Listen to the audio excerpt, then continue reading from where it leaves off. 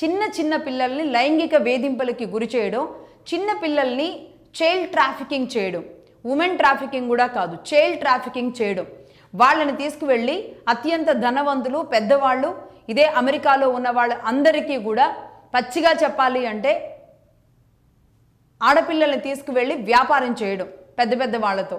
దానిని పింప్ అంటారా లేదంటే ఇంకేదైనా పదం అంటారా, అలాంటి వ్యక్తి ఎప్స్టీన్ అనే వ్యక్తి, ఆ వ్యక్తి అతని మీద నేర నిరూపణ తరువాత అమెరికా 10 ఏళ్ల పాటు అతనికి జైలు శిక్ష వేసింది.